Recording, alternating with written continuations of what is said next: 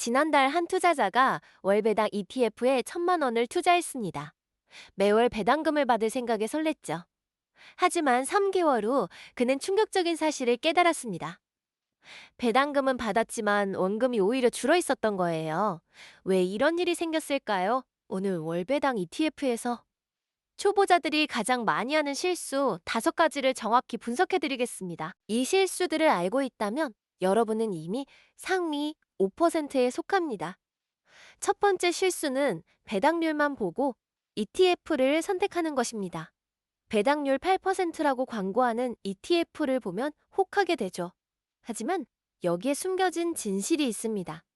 높은 배당률의 이면에는 주가 하락이 숨어 있을 수 있어요. 실제로 작년 한 고배당 ETF는 8%의 배당을 지급했지만 주가는 12% 하락했습니다. 결과적으로 투자자는 4%의 손실을 본 거죠. 이런 분석이 유용하시다면 구독 눌러주시면 다음 영상 놓치지 않습니다. 두 번째 실수는 배당금이 어디서 나오는지 모르는 것입니다. 많은 초보자들이 배당금을 회사가 주는 보너스라고 생각해요. 하지만 현실은 다릅니다. 배당금은 여러분이 소유한 주식의 가치에서 나옵니다. 배당 나길에 주가가 배당금만큼 떨어지는 이유가 바로 이것이죠. 예를 들어 주가 100달러인 주식이 5달러 배당을 지급하면 배당 나길에 주가는 95달러가 됩니다. 여러분의 총 자산은 변하지 않았어요. 단지 현금과 주식의 비율만 바뀐 거죠. 세 번째 실수는 세금을 계산에 넣지 않는 것입니다. 배당 소득에는 세금이 붙어요. 국내 ETF라면 15.4%의 배당 소득세가 부과됩니다. 해외 ETF는 더 복잡해요. 현지 원천 징수세와 국내 배당 소득세가 이중으로 적용될 수 있거든요. 월 100만 원의 배당금을 받는다고 가정해 봅시다. 실제로 여러분 통장에 들어오는 금액은 84만 6천 원입니다. 15만 4천 원이 세금으로 나간 거죠. 1년이면 184만 8천 원의 세금입니다. 이 금액을 미리 계산하지 않으면 예상 수익률이 크게 틀어질 수 있어요. 네 번째 실수는 환율 리스크를 무시하는 것입니다. 해외 월배당 ETF에 투자할 때 많은 분들이 놓치는 부분이에요. 달러로 배당을 받더라도 결국 원화로 환전해야 하잖아요. 환율이 불리하게 움직이면 배당 수익이 사라질 수 있습니다. 실제 사례를 보면 작년 초 달러당 1,200원이었던 환율이 1,400원까지 올랐다가 다시 1,300원대로 내려왔어요. 같은 100달러 배당금이라도 받는 시점에 따라 12만 원에서 14만 원까지 차이가 났던 거죠. 2만 원의 차이는 16.7%의 변동성입니다. 다섯 번째이자 가장 중요한 실수는 재투자 전략이 없다는 것입니다. 많은 초보자들이 배당금을 받으면 그냥 통장에 넣어둬요. 하지만 이것은 복리 효과를 포기하는 것과 같습니다. 월 50만 원의 배당금을 10년간 받는다고 가정해 봅시다. 그냥 저축하면 6천만 원이에요. 하지만 연 7% 수익률로 재투자한다면 8,700만 원이 됩니다. 2,700만 원의 차이죠? 이것이 복리의 마법입니다.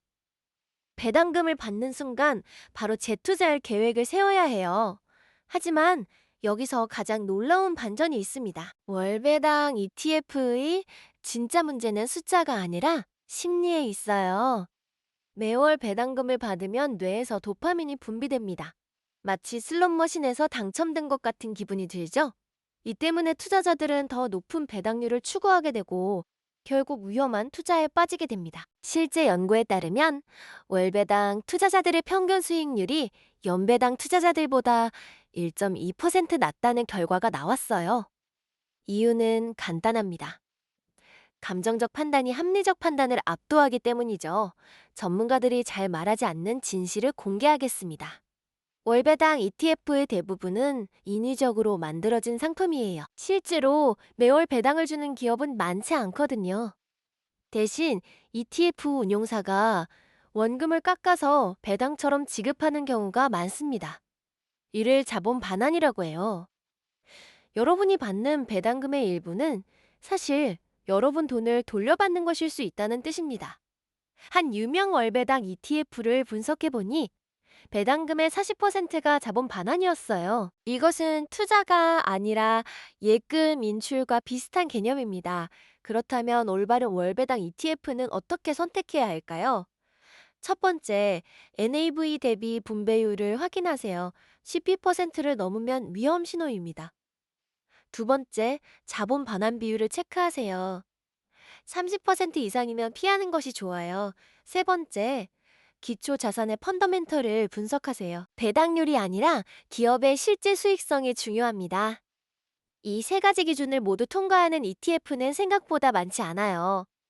하지만 이런 까다로운 선별 과정을 거쳐야 진짜 좋은 월배당 ETF를 찾을 수 있습니다. 가장 중요한 것은 총수익률 관점입니다. 배당금과 주가 상승을 합친 총수익률이 진짜 투자 성과거든요. 월배당에 집착하다 보면 이 본질을 놓치기 쉬워요. 실제로 S&P 500 지수는 연평균 10%의 총수익률을 기록했지만 배당률은 2% 정도에 불과합니다. 나머지 8%는 주가 상승으로 온 거죠. 만약 배당만 추구했다면 이 8%의 기회를 놓쳤을 것입니다. 투자의 목적이 현금 흐름이라면 월배당도 의미가 있어요. 하지만 자산 증식이 목표라면 총수익률에 집중하는 것이 더 현명합니다. 그렇다면 실전에서는 어떻게 투자해야 할까요? 균형 잡힌 포트폴리오를 제안합니다. 전체 투자금의 20-30%만 월배당 ETF에 배분하세요. 나머지는 성장주 ETF나 인덱스 펀드에 투자하는 거죠. 이렇게 하면 현금 흐름도 확보하면서 장기 성장도 놓치지 않을 수 있어요. 또한 월배당 ETF를 선택할 때는 반드시 여러 섹터에 분산 투자하세요. 수치만 집중하거나 유틸리티만 담는 것은 위험합니다. 기술주, 헬스케어, 소비재 등 다양한 섹터가 포함된 ETF를 선택하는 것이 안전해요. 마지막으로 가장 중요한 조언을 드리겠습니다. 월배당 ETF는 도구일 뿐이에요. 목적이 아니라 수단이라는 것을 잊지 마세요. 여러분의 투자 목표가 무엇인지 먼저 명확히 하세요. 은퇴 후 생활비가 필요하다면 월배당이 의미가 있어요. 하지만 20대에서 30대라면 성장에 더 집중하는 것이 유리할 수 있습니다. 또한 시장 상황에 따라 전략을 조정할 유연성도 필요해요. 금리가 높을 때는 채권 ETF가, 경기가 좋을 때는 주식 ETF가 더 나을 수 있거든요. 투자는 마라톤입니다. 단거리 스프린트가 아니에요. 오늘 다룬 5가지 실수를 피한다면 여러분은 이미 월배당 ETF 투자에서 상위 10%에 속할 것입니다. 하지만 이것은 시작에 불과해요. 진짜 중요한 것은 이 지식을 바탕으로 실제 포트폴리오를 구성하는 것이거든요. 다음 영상에서는 연령대별, 자산 규모별 구체적인 포트폴리오 구성법을 실제 ETF 종목과 함께 상세히 분석해드리겠습니다. 오늘 배운 내용과 직접 연결되는 실전 가이드입니다. 월배당 투자로 진정한 성공을 원한다면 반드시 확인해보세요.